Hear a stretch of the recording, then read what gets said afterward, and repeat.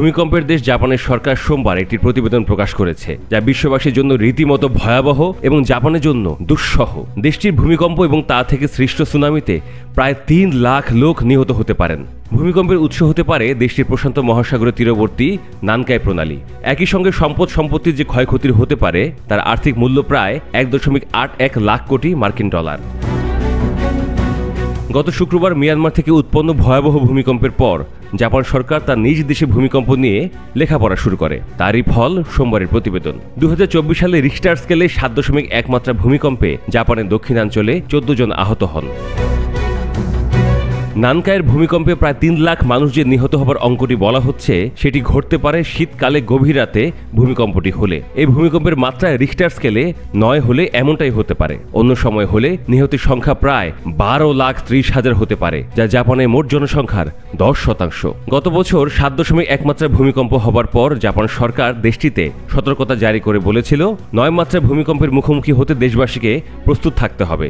আর ক্ষয়ক্ষতির যে আর্থিক মূল্য ডলারে করা হয়েছে, এর জাপানি মুদ্রা অর্থাৎ ইয়েনে রূপান্তর করলে দাঁড়ায় ২৭০ কোটি ৩ লাখ ইয়েনে, যা জাপানের মোট গড় জিডিপির প্রায় অর্ধেক। ২০২৩ সালে জাপান সরকারের দুর্যোগ প্রতিরোধ সম্পর্কিত একটি দল আশঙ্কা করে বলেছিল, দেশটিতে ৯.১ মাত্রা ভূমিকম্প হলে কয়েক মিনিটের মধ্যে ৩৩ ফুটের ওপরে উচ্চতার সুনামি হতে পারে। তাতে প্রায় ৩.৫ লাখ লোক নিহত হতে পারেন, ২০ লাখ ভবন ধসে পড়তে পারে এবং সব মিলে আর্থিক ক্ষতি হতে পারে ২২০ লাখ কোটি ইয়েন বা ১.৫ লাখ কোটি মার্কিন ডলার। কেন নানকাইয়ের নাম বলা হচ্ছে সুনির্দিষ্ট করে? জাপান দেশটাই তো ভূমিকম্প প্রবণ, আর নানকাই আরও বেশি।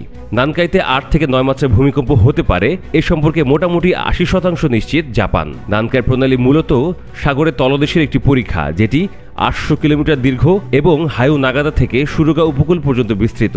এই পুরো এলাকাটি ফিলিপাইনের মহাসাগরীয় প্লেট ও ইউরেশিয়ান প্লেটের সীমানাস্থলের কাছে। জাপানের আবহাওয়া সংস্থার মতে এই দুই প্লেট প্রায়ই ঘষা খায়, যেটি যে কোনো সময় ভয়াবহ ভূমিকম্প ও সুনামি একই সঙ্গে সৃষ্টি করতে পারে। নানকাইতে উৎপন্ন বড় মাত্রা ভূমিকম্প সবশেষ হয়েছিল ১৯৪৬ সালে। রিখটার স্কেলে ৮ মাত্রা সেই ভূমিকম্পটি আঘাত করেছিল জাপানের শিকোকু অঞ্চলে, যেটির ফলে নিহত হন ১৩০০ মানুষ।